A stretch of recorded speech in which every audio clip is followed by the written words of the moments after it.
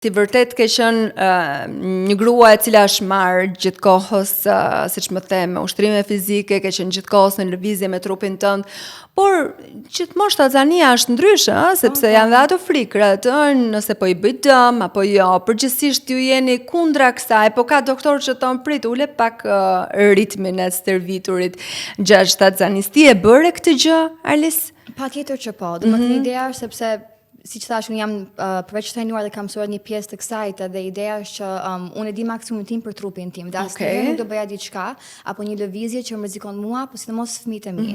Kështu që ka qenë për mua mbase ka qenë moderate, pra lëvizje shumë të thjeshta, sa për mirëmbajtjes, nuk do bëjmë një gjë të madhe gjatë shtatzanis.